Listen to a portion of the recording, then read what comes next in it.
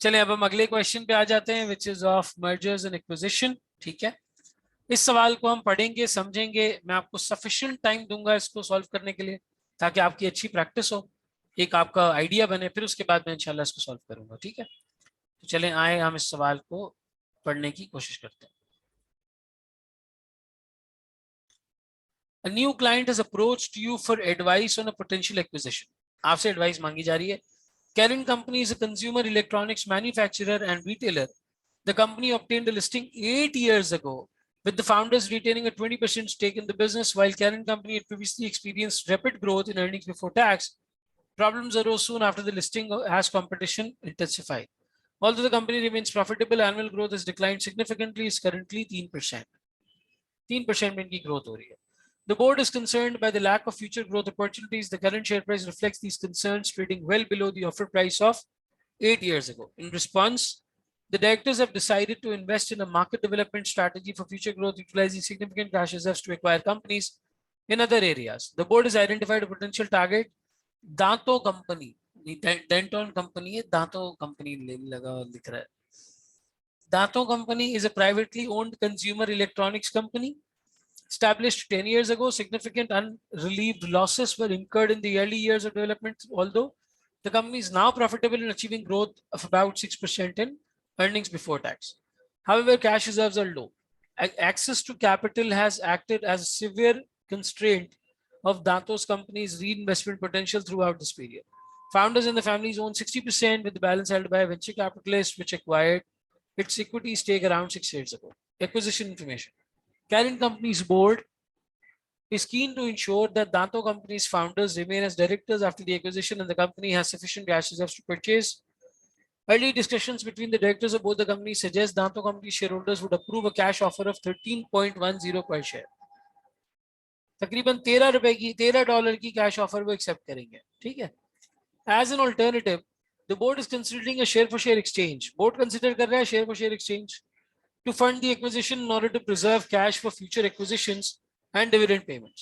Recent mergers have attracted an acquisition premium of around 25 to 30%, and Dato Company's directors indicated their shareholders would be expecting a premium towards the higher end of this scale. 30% तकरीबन करेंगे for a share for share exchange. कहते हैं भाई share for share exchange में premium ज़्यादा चाहिए. Canon Company has therefore asked you to design a share for share offer scheme which will allow a 30% acquisition premium. You have been provided with extracts from the latest financial statements for both the companies. दोनों के operating profit और earning before tax आपके पास मौजूद है. The book value of Canon Company is 0.5 per ordinary share, 375 million. 0.5 ordinary shares is 375 million. ठीक है. These shares are currently trading at 5.28, and the finance director expects the price earnings ratio is increased by 10% if the acquisition proceeds. अगर acquisition होती है तो PE ratio में 10% increase आ जाएगा. अभी ये शेयर्स करंटली ट्रेड हो रहे हैं 5.28. ठीक है, कहना क्या चाह रहा है, the book value of current companies 0.5 ordinary shares is 375. ये शायद मिलियन था गया, यहाँ पे 5 लाख शेयर्स हैं। ठीक है, हर शेयर 5.28 पे चल रहा है, या 0.5 नॉमिनल वैल्यू है। हाँ नॉमिनल वैल्यू होगी, सही नॉमिनल वैल्यू होगी। Dato Company upgraded its manufacturing facility during the previous year and expects to make annual pre-tax cost saving of 12.5 million from the start of the current financial year. इन्होंने अपनी manufacturing facility को upgrade कर लिया है और इससे लग रहा है कि इनको सेविंग्स आएंगी। The book value of Danto companies 0.25 ordinary shares is 35 million. ये 0.25 नॉमिनल वैल्यू बता रहे हैं।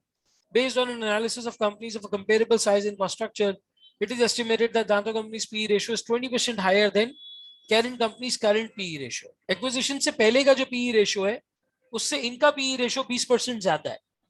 इनका पीई रेशियो 20% ज्यादा है। Canon Company's chief executive officer estimates annual pre-tax revenue and cost synergies of 15.2 to arise as a result of the acquisition. In addition, the finance director anticipates annual pre-tax financial synergies of 5.3, although she insists this is a cautious estimate after reading an article on recent merger and acquisition activity where post-acquisition synergies have either been overstated or failed to materialize. यानी कह रही आप इस पर rely कर सकते हैं, ये कंजर्वेटिव साइड है, इस पर रिलाई किया जा सकता है। प्री टैक्स रेवेन्यू 15.2 का है और कॉस्ट सिनर्जीज तकरीबन फाइनेंशियल सिनर्जीज 5.3 की है। रेट ऑफ कॉर्पोरेट टैक्स दोनों पे 20% है।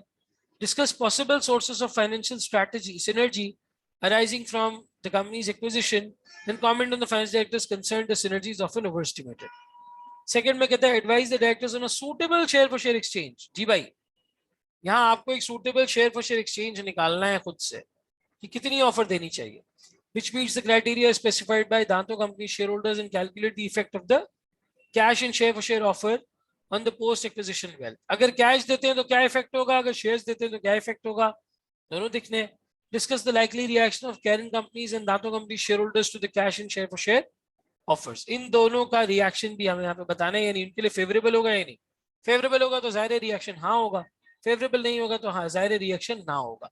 अपने आप में एक मुनफरिद सवाल है. जैसे आपको समझ आता है, जिस तरह समझ आता है, इसको पहले सॉल्व करें. जो लोग बाद में रिकॉर्डिंग के लिए वो यहाँ लेक्चर पॉज करें, पहले इसको सॉल्व करें, फिर उसके बाद आगे बढ़ें. I am giving you about 20 minutes to start with it. 20 minute 25 minute में आपको देता हूँ इसके सोल्यूशन के लिए. आप स्टार्ट करें. अभी 8:20 हो रहे हैं, मैं कोशिश करूंगा 8:45 के आसपास इंशाल्लाह मैं इसका सोल्यूशन स्टार्ट कर दूंगा. स्टार्ट डूइंग इट जल्दी से. चले जी, अब आई होप आप लोगों ने इसको अपने पास एक दफा अटेम्प्ट कर लिया होगा. अब हम इसके आंसर को यहाँ पे डिस्कस करते हैं. थोड़ा सा अपने आप में डिफरेंट क्वेश्चन है. एक नॉर्मल जो सेट पैटर्न होता है मर्जर एक्विजिशन का, उससे हटके मैथमेटिक्स बड़ी मजे की हुई है इसके अंदर. ठीक है, तो सबसे पहले हम कैरेंट कंपनी के नंबर ऑफ शेयर्स निकालते हैं. कैरेंट नंबर ऑफ शेयर्स, हमें पता तो चले दोनों के शेयर्स हैं कितने, फिर हम पी रेशो और ये सारी चीजों को वैलिडेट कर सकेंगे ना. इन्होंने कहा भाई पी रेशो अभी जिसका चल रहा है उससे 20% ज्यादा जो है वो डेंटन कंपनी का चल रहा है. एक्विजिशन के बाद इससे 10% ज्यादा होगा, तो पहले वो पी रेशो निकले तो सही. उस पी रेशो के लिए नंबर ऑफ शेयर्स और अर्निंग चाहिए. ठीक है, तो कैरेंट नंबर ऑफ शेयर्स अगर हम देखें तो इसकी बुक वैल्यू चल रही है 375 मिलियन. यहाँ पे इसने कहीं पर हमें बताया था 375 मिलियन, और जो एक शेयर की प्राइस है वो तकरीबन 0.5 है, ये रहा. ठीक है, 375 मिलियन टोटल वैल्यू है शेयर्स की, बुक वैल्यू शेयर्स की, और 0.5 का एक है.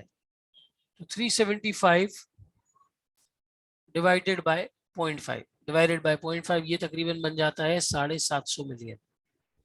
750 मिलियन शेयर्स बन जाते हैं कैरेंट के. ठीक है, इसी तरीके से अगर मैं डेंटन की बात करूं, नंबर ऑफ शेयर्स के परस्पेक्टिव, तो सर नंबर ऑफ शेयर्स के परस्पेक्टिव से 140 निकल रहा है. बिल्कुल 140 निकल रहा है सर. वहां पे 0.25 है, और इसी तरीके से वैल्यू आपके पास 35 की आ रही है. 35 डिवाइडेड बाय 0.25, ये 140 मिलियन शेयर्स बन जाते हैं. ठीक है, 140 मिलियन शेयर्स बन जाते हैं. करंट पी एक जगह पे हमें किसी ने चैट पे रेकमेंड कर दी है, चलो आओ देखते हैं. 12.96 में से सही आंसर है.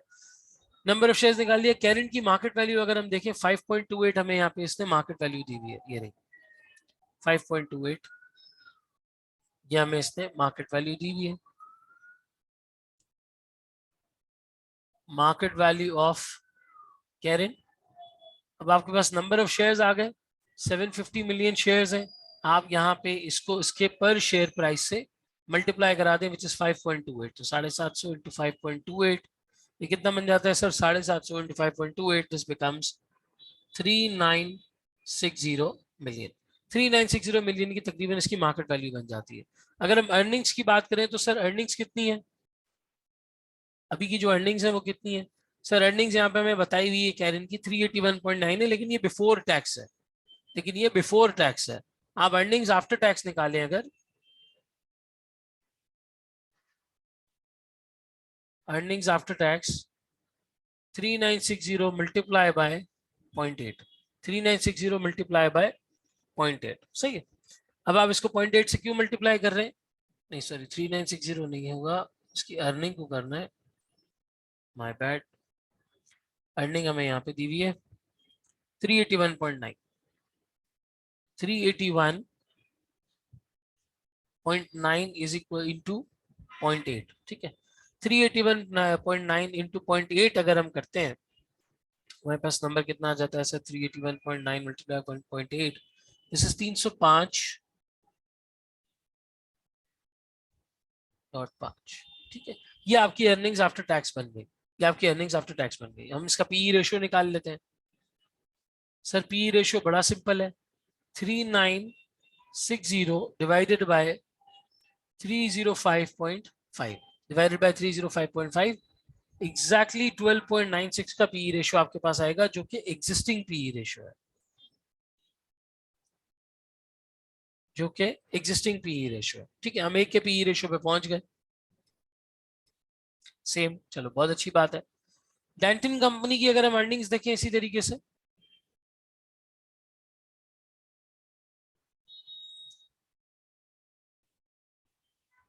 डेंटिन, तो सर डेंटिन कंपनी में हमारे पास एक तो अर्निंग्स का नंबर ये नजर आ रहा है 116.3। ठीक है, 116.3 का हमारे पास नंबर नजर आ रहा है,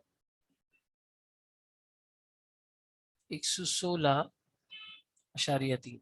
अच्छा, यहाँ पर इन्होंने एक बात कही थी, कोई भी डिटेल इस तरह से आप मिस ना करें।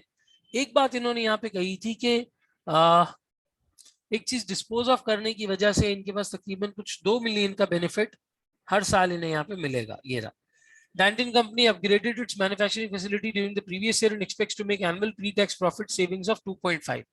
इसको इसके अंदर हमें ऐड करना चाहिए क्योंकि शेयर प्राइस के ऊपर रिफ्लेक्ट हो जाता है। इस तरह की कोई एक्सपेक्टेशन होती है वो शेयर प्राइस के ऊपर रिफ्लेक्ट हो चुकी होती है। तो आज ये बेशक आपको अर्निंग में नजर नहीं आ रहा, लेकिन ये अगले साल से अर्निंग के अंदर नजर आ जाएगा। ये इसकी मेंटेनेबल अर्निंग्स कहलाती है। इतनी अर्निंग्स इन्होंने मेंटेन कर ली है, इसकी एक्सपेक्टेशन क्रिएट कर ली है। आप अगर इसको 0.8 से मल्टीप्लाई करो तो ये तकरीबन 95.04 बन जाता है,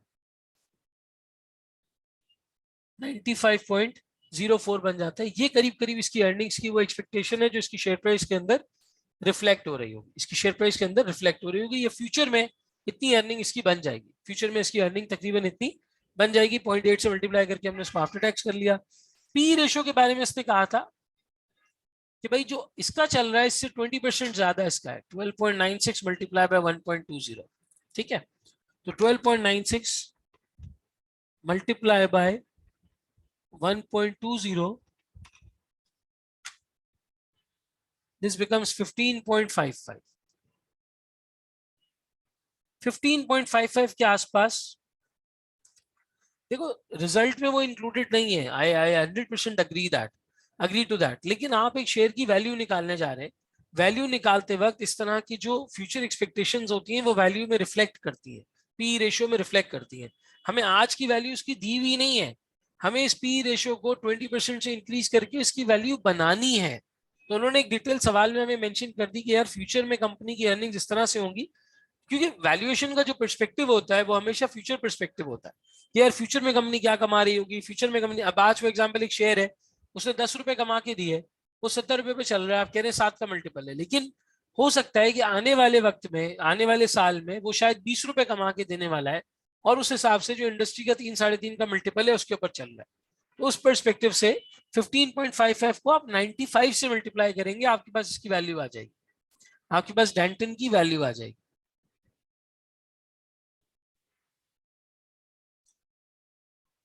95.04 मल्टीप्लाई बाय 15.55। कभी भी ऐसी फ्यूचर अर्निंग्स के बारे में कोई बात आ जाए तो उसको आपने इनकॉर्पोरेट करना है, क्योंकि वो शेयर प्राइस के अंदर रिफ्लेक्ट करने लग जाती है कि भाई ये अर्निंग तो आनी ही आनी है। ठीक है, सेमी फॉर्म एफिशिएंट वाली बात है ये, strong form efficient, semi form efficient, याद होगा मैंने आपको बताया था एक जमाने में। तो ये पिछले साल में एक चीज कर चुकी है मर्जर एक्विजिशन के अंदर, पिछले साल अगर एक चीज कर चुकी है तो सेमी फॉर्म एफिशिएंट जो मार्केट्स होती है वहां पे इफेक्ट नजर आने लग जाता है। सेमी फॉर्म एफिशिएंट के परस्पेक्टिव से हम इसको इससे मल्टीप्लाई करेंगे और ये मल्टीप्लाई करके हमारे पास वैल्यू कितनी बन जाती है सर, 95 इंटू 1478 की हमारी यहाँ वैल्यू बन जाती है, 1478 की यहाँ पे वैल्यू बन जाती है।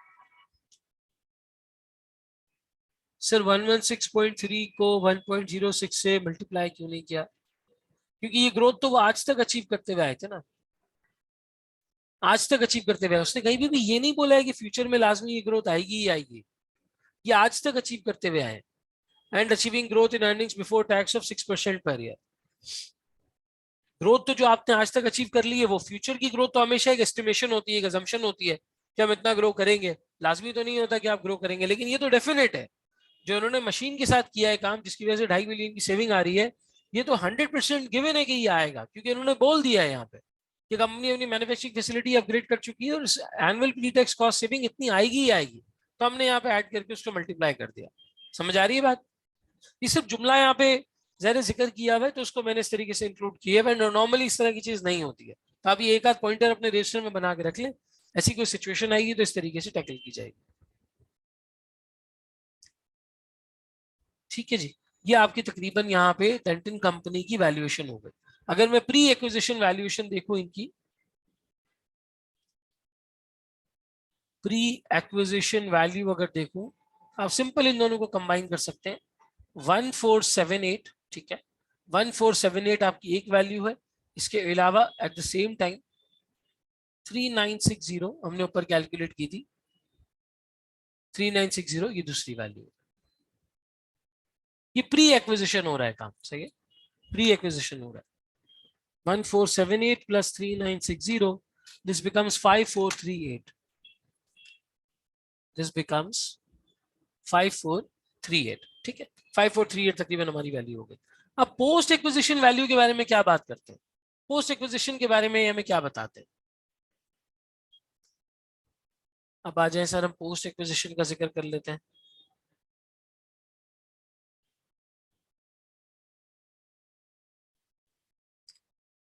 सर पोस्ट एक्विजिशन क्या, इन्होंने हमें फ्यूचर मेंटेनेबल अर्निंग्स दी है, फ्यूचर की अर्निंग्स इन्होंने हमें बताई हुई है। सर एक हद तक इन्होंने हमें सिनर्जी का इम्पैक्ट बताया हुआ है।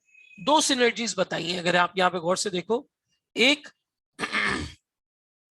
Pre tax revenue and cost synergies of 15.2 million, दूसरा annual pre tax financial synergies of 5.3 million. एक रेवेन्यू और कॉस्ट सिनर्जी है, दूसरी फाइनेंशियल सिनर्जी है। दो सिनर्जीज मिला के बताई है इन्होंने हमें यहाँ पे, 15.2 मिलियन और 5.3 मिलियन। तो एक तो इनकी अपनी अर्निंग्स है जो ये अभी कमा रहे हैं, ठीक है, फ्यूचर का ग्रोथ रेट कोई इन्होंने हमें नहीं बताया, लेकिन सिनर्जी इन्होंने हमें बता दी है, सिनर्जी इन्होंने हमें बता दी है। तो अगर आप एक ही अर्निंग्स देखें, यहाँ पर हमने आफ्टर टैक्स अर्निंग्स निकाली है 305.5 और दूसरे की है 95.04, 305.5 प्लस 95.04, ठीक है, ये दोनों अर्निंग्स तो आएंगी ही आएंगी कंबाइन। इसके अलावा दो सिनर्जीज आएंगी, इन दोनों को सिनर्जी इफेक्ट देखो आप, 15.2 प्लस 5.3,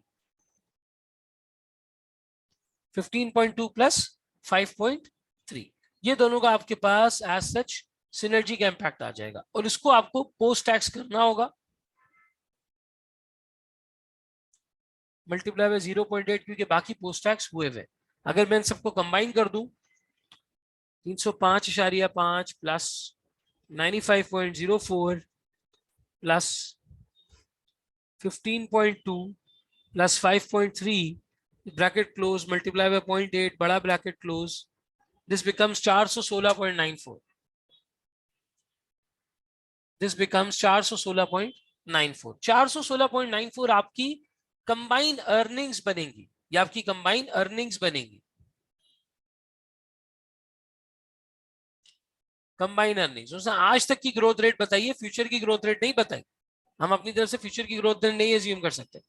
जबकि पी रेशियो के बारे में उसने कहा है कि भाई जो आज पेरेंट कंपनी का पी रेशियो चल रहा है उसको 10% से बढ़ा दो, तो वो 12.96 है। 12.96 को अगर मैं 10% से बढ़ाता हूँ, 12.96 into 1.1, दिस बिकम्स 14.3, ठीक है, 14.3 बन जाता है। अब आप कंबाइन कंपनी की वैल्यूएशन निकाल लो, कंबाइन कंपनी वैल्यू, अर्निंग्स को मल्टीप्लाई कर दो, 94 मल्टीप्लाई बाय 14.3, मल्टीप्लाई बाय 14.3, इन दोनों को आपस में आप मल्टीप्लाई कर देंगे, आपके पास आ जाएगा 5961.7, 5961.7। ये कंबाइन कंपनी की आपके पास इस तरीके से वैल्यू आ जाती है, कंबाइन कंपनी की आपके पास इस तरीके से वैल्यू आ जाती है। सर इसमें मुझे ऑल इन ऑल सिनर्जी का इफेक्ट कितना मिला, effect of synergy, all in all मुझे सिनर्जी का इफेक्ट कितना मिला, बड़ा आसान है सर, ये देखो, एक्विजिशन से पहले कंबाइन वैल्यू नजर आ रही थी 5438, एक्विजिशन के बाद कंबाइन वैल्यू नजर आ रही है 5961.7, 5961.7 माइनस 5438, आप इन दोनों को माइनस कर दें, 5961.7 माइनस 5438, दोनों को माइनस करोगे बनेगा 523.7। 523.7। ये तकरीबन 523.7 वो वैल्यू है जो आपको सिनर्जी अचीव हुई है। ये वो वैल्यू है जो तकरीबन आपको सिनर्जी अचीव हुई है। ठीक है, सिनर्जी अचीव हुई है।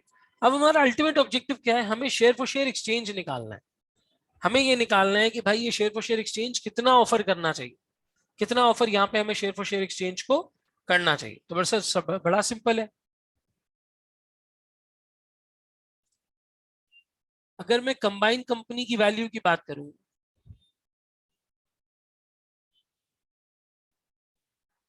कंबाइन कंपनी की वैल्यू है मेरे पास 5961.7। 5961.7।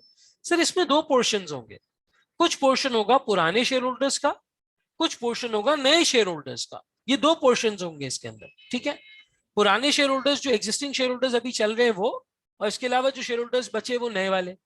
नए वाले जो शेयर होल्डर्स हैं उन्होंने कहा था कि भाई जो हमारी अभी वैल्यू मार्केट कंपनी की वैल्यू बनती है उस वैल्यू के ऊपर हमें 30% प्रीमियम चाहिए। ये देखें आप, recent mergers have attracted an acquisition premium of around 30%, and the company's directors indicated their shareholders would be expecting a premium towards the higher end of this scale for a share for share offer. Kering company has therefore asked you to design a share for share exchange which will allow a 30% acquisition premium। 30% acquisition premium. आज इनकी value कितनी चल रही है sir? आज इनकी value चल रही है 1478। 1478। इसके ऊपर इन्हें एटलीस्ट 30% प्रीमियम चाहिए, एटलीस्ट 30% प्रीमियम चाहिए। तो हम यहां पे निकालेंगे value required by shareholders of Dentin company. Dentin company के शेयर होल्डर्स कितनी वैल्यू मांग रहे हैं सर? वो अपनी एग्जिस्टिंग वैल्यूएशन के ऊपर 30% मांग रहे हैं। उनकी एग्जिस्टिंग वैल्यूएशन कितनी है? 1478। इसके ऊपर ये 30% मांग रहे हैं। 1478 मल्टीप्लाई बाय 1.3, इतनी वैल्यू तो उनको जाएगी, माइनस कर दो। 1478.3 मल्टीप्लाई बाय 1.3, ये बन जाता है 1921.8। 1921.8। बाकी वैल्यू ओल्ड शेयर होल्डर्स को जाएगी। 5961.7 माइनस 1921.8, ये बन जाता है 4039.9। 4039.9 value to existing share holders.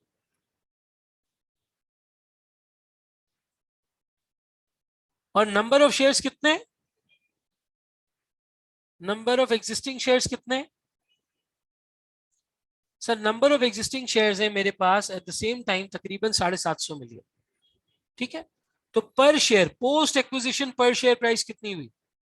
Post acquisition per share price यहां पर बनी सर, डिवाइडेड बाय 750, ये बनी तकरीबन 5.386। 5.39 कर लो, 5.39 अप्रॉक्स। तकरीबन इतनी वैल्यू चाहिए। नए शेयर होल्डर्स को कितनी वैल्यू चाहिए? तकरीबन 1921। तो आप न्यू शेयर्स निकाल लेते हैं आराम से। न्यू शेयर्स निकाल लें आप। New shares to be issued sir, इनको वैल्यू चाहिए 1921.8। ठीक है, और इनके पास जो एक शेयर की प्राइस होनी चाहिए वो होनी चाहिए 5.39। 5.39, तो 1921.8 डिवाइडेड बाय 5.39, ये बन जाता है करीब करीब 356.55। 356.55 इतने मिलियन शेयर्स तकरीबन आपको यहाँ पे इशू करने पड़ेंगे। इतने मिलियन शेयर्स आपको यहाँ पे तकरीबन इशू करने पड़ेंगे। अगर उसको मल्टीप्लाई बाय 2 करता हूँ तो ये बन जाता है तकरीबन 713। ठीक है, 713। एग्जिस्टिंग शेयर्स कितने हैं इनके?